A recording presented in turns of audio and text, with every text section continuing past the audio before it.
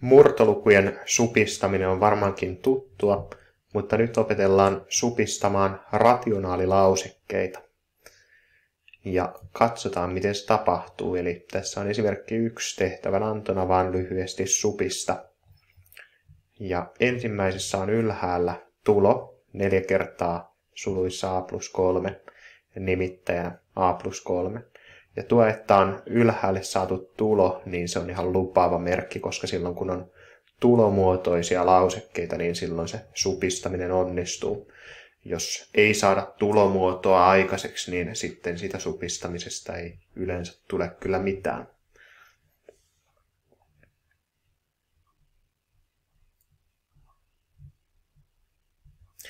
Kirjoitetaan tuonne nyt näkyviin ihan ne kertomerkitkin, eli toihan tarkoittaa sama kuin 4 kertaa a plus 3 jaettuna a plus 3. Ja ei haittaa ollenkaan, vaikka laitettaisiin toi sulkuihin. Kyllähän ylimääräiset sulkeet saa lisätä. Sitten me voidaankin supistaa. Eli kun tuolla ylhäällä on kerran tulo, niin ihan luvallista supistaa. Näistä jää jäljelle 1 ja 1. Muistetaan, ei missään nimessä 0 ja 0, vaan 1 ja 1. No sitten meille tulee osoittajan 4 kertaa 1 nimittäjään 1. Eli kokonaisuudessaan tämä rationaalilauseke se sai arvon, tai se supistui 4. Eli se oli pelkkä vakio lopulta. Sitten toinen. 12a kertaa suluissa a plus b jaettuna 3a. Ja kirjoitetaan tämä oikein tekijämuotoon. 12 on sama kuin 2 kertaa 2 kertaa 3. Ja pannaan nuo kertomerkit kanssa näkyville. Ja nyt on osoittajassa sitten koko osoittaja tulon muodossa, ja silloinhan supistaminen yleensä onnistuu aika mukavasti. Ja nyt löytyy sekä osoitteesta että nimitteestä a ja 3, eli ne voidaan supistaa.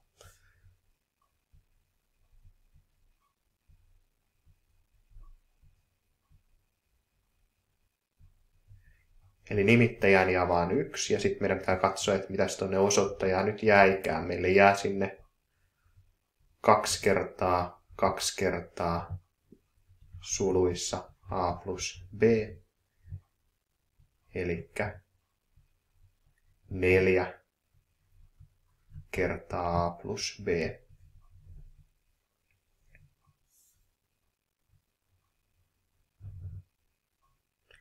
Seuraava tapaus. 2a plus 2b jaettuna 5a, 5a ja 5b summalla. Ja katsotaan, että minkälaisia temppuja tässä pitää tehdä, että tämä saataisiin menemään oikein, tämäkin lasku.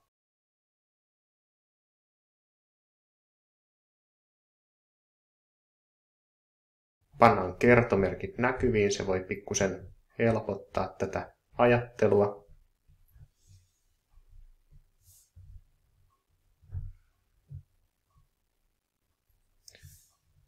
Ja sitten ruvetaan katsoa niitä yhteisiä tekijöitä. No ylhäällä yhteinen tekijä olisi 2. Eli näistä molemmista löytyy 2. Otetaan 2 yhteiseksi tekijäksi. Sittenhän sulkuihin jää a plus b. Ja alhaalla sitten yhteiseksi tekijäksi saadaan 5. Ja sulkuihin jää a plus b. Mutta nyt sekä osoittaja että nimittäjä on tulomuodossa, mikä mahdollistaa supistamisen. Supistetaan a plus b pois. Eli niistä jää 1 ja 1. Ja tästäkin jäi vaan vakio, eli 2/5.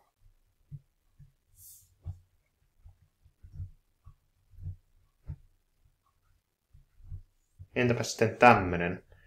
A plus b kertaa a miinus b jaettuna 3a plus 3b.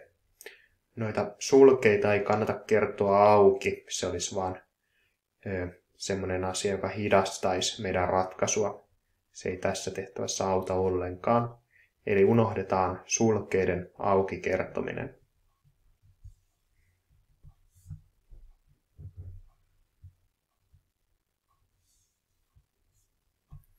Ja pidetään tämä osoittaja tässä samassa muodossa, koska se on nyt tulomuodossa.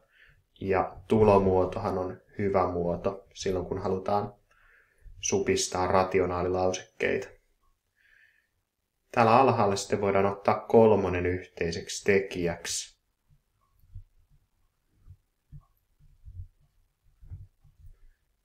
Ja näin nimittäjä saadaan myös tulomuotoon.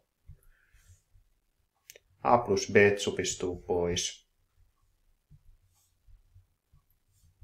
Ja jäljelle jää a miinus b jaettuna 3.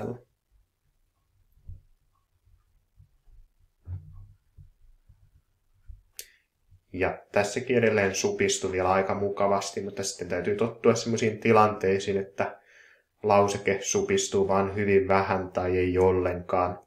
Ja silloinhan ei pidä väkisin yrittää sitä supistaa, vaan pitää mennä tietenkin sääntöjen mukaan. Eli jos esimerkiksi lauseke on tämmöisessä muodossa, tehdään eri värillä, jos sattuisi olemaan näin a plus b jaettuna a miinus b, niin tätä ei voi tästä enää jatkaa pidemmälle, vaan se jää tällä lailla. Eli tämmöinen voi joskus tulla vastaan. Tekisi hirveästi mieli supistaa sieltä, mutta tällä ei ole tulomuotoa eli kertolaskumuotoa osoittajassa eikä nimittäjässä. Ja täällä on nyt sitten ylhäällä summa ja alhaalla erotus, niin ei vaan onnistu sitten se supistaminen, eli se jää sitten tähän muotoon. Tämä tämmöisenä varoittavana sanana tässä vaiheessa.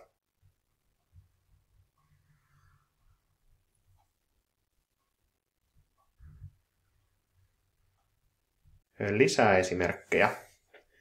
Eli rationaalilauseke on a toiseen miinus a jaettuna a toiseen plus a.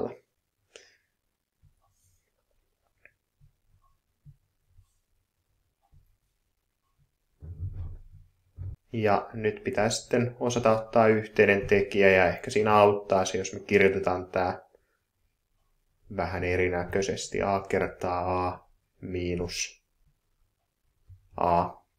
Ja sitten vastaavasti toi alakerta a kertaa a plus a.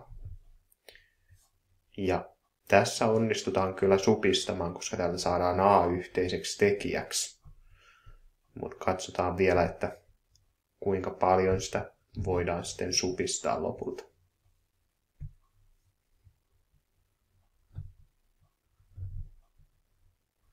Tuosta ekasta termistä jää vain a, kun otetaan a yhteiseksi tekijäksi. Ja tästä toisesta termistä siitä jää -1, koska -ahan on sama kuin -1 kertaa a. Ja sama täällä alhaalla plus a on sama kuin +1 kertaa a. Eli sitten nimittäjä jää a kertaa suluissa a plus 1.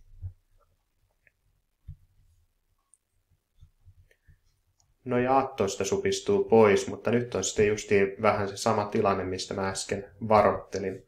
Eli enempää ei voidakaan sitten supistaa. Vastaukseksi jää tämmöinen a-1 jaettuna a plus 1.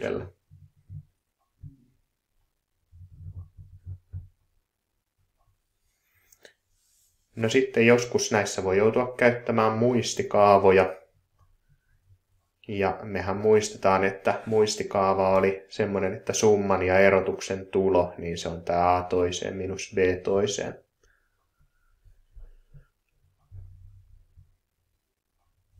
Ja mitä se summan ja erotuksen tulo tarkoittikaan, niin sehän oli a plus b kertaa a miinus b. Ja joskus auttaa tosiaan hahmottamaan se, että pannaan kanssa toi alakerta, eli nimittäjä sulkuihin, vaikkei se välttämätöntä olekaan. A minus b supistuu pois. vastaukseksi a plus b.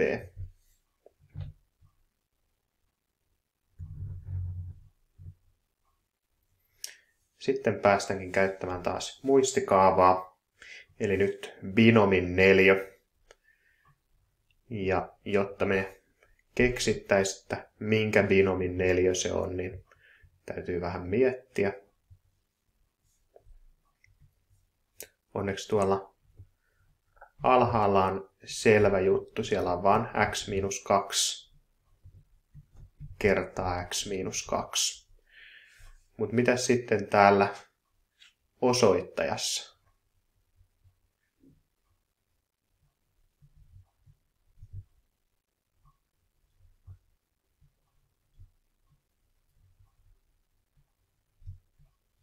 Se näyttää tuolta, kun se kirjoitetaan auki, eli toi keskimmäinen termi, niin siinä tulee -2 kertaa 2 kertaa x.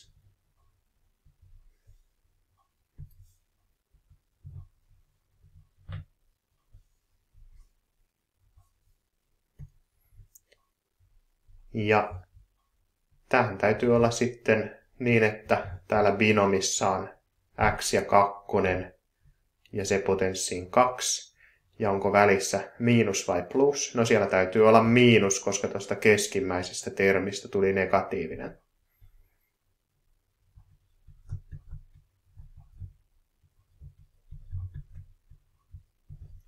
Mutta nyt onkin sitten semmoinen tilanne, että täällähän oli alun alkaen, ennen kuin mä kirjoitin ton auki ton nimittäjän, niin siellä oli x-2 potenssiin 2.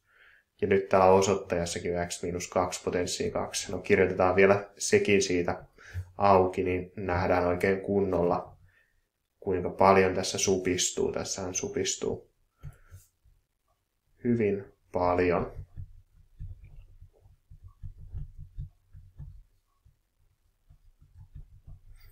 Eli täsmälleen sama osoittaja ja nimittäjä, mikä tarkoittaa sitä, että osamääräksi tulee 1. Kaikki supistuu. Jää vaan pelkkiä ykkösiä. Kun ykkösiä kerrotaan ja jaetaan keskenään, niin siitä tulee sitten 1 myös vastaukseksi. Sitten viimeinen esimerkki. X toiseen miinus 16 jaettuna 4x plus 16.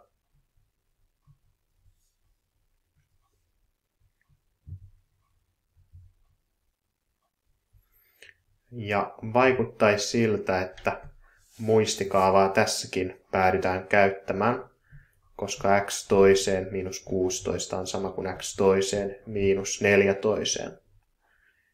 Ja entäs sitten täällä nimittäjässä, jos sieltä ottaa yhteisen tekijän 4, niin sulkuihin jää sitten x plus 4. Ja nyt tuli tehtyä tää tälleen ilman välivaiheita, mutta tämä on aika helppo tekijän ottaminen, eli voi tarkistaa silleen, että kertoo 4 nämä sulkeet auki, niin tulee 4 kertaa x plus 4 kertaa 4, eli 4x plus 16.